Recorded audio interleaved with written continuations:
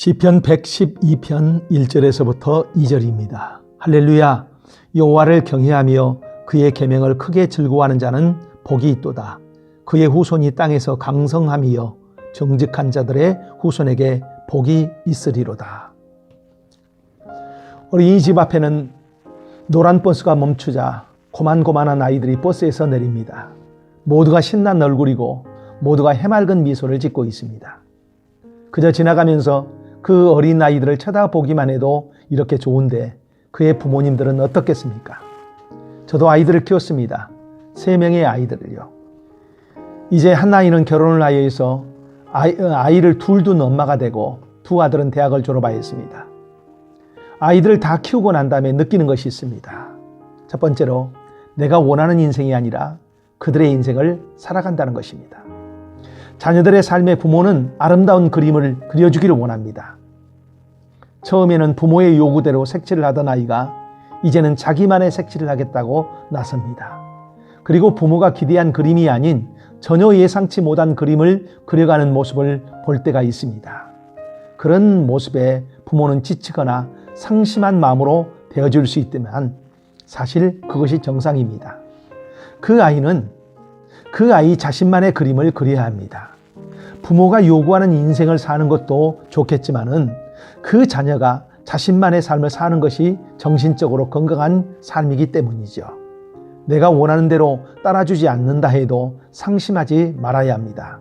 갈라디아서 6장 9절에는 우리가 선을 행하되 낙심하지 말지니 포기하지 아니하면 때가 이름에 거두리라 말씀합니다. 두 번째, 부모된 사람이 해야 할 일은 기도해 주는 것입니다.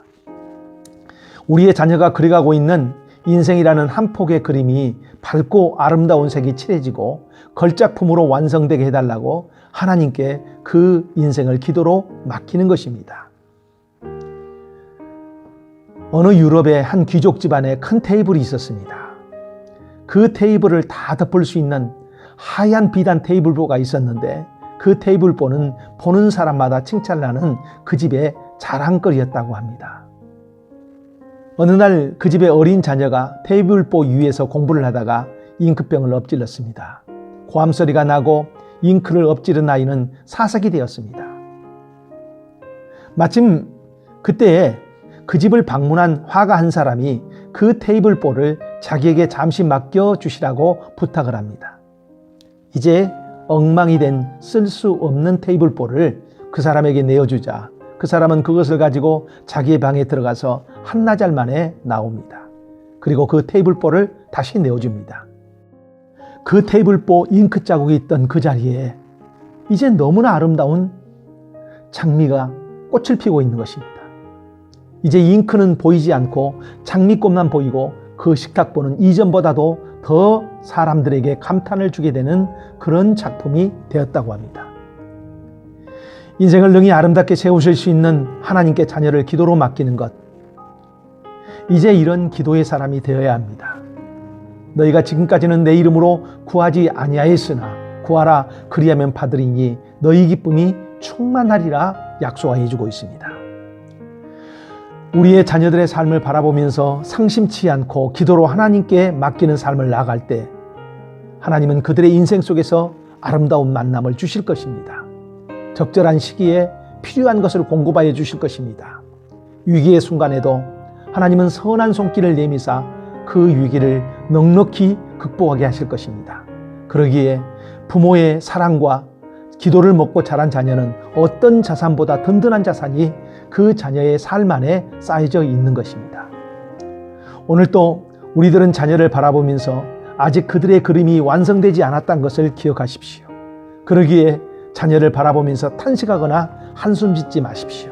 이제 기도로 하나님에게 맡기십시오. 내 입을 크게 열라 내가 채우리라 하나님이 말씀하십니다. 우리의 기도를 들으시는 하나님이 그 믿음의 기도를 통하여 자녀들의 인생 속에 개입하시고 그들을 앞서 행하십니다. 그래서 결국은 그들이 형통과 평탄한 그 길을 가게 하신다는 것입니다. 오늘 자녀를 위하여 특별히 기도하는 하루가 되기를 바랍니다. 기도하겠습니다. 하나님, 오늘 우리의 자녀를 기억하여 주옵소서. 그들의 인생을 맡기오니 주님의 선한 손, 능력의 손으로 붙들어 주셔서 형통과 평탄의 길을 가게 하옵소서. 예수님 이름으로 기도합니다. 아멘.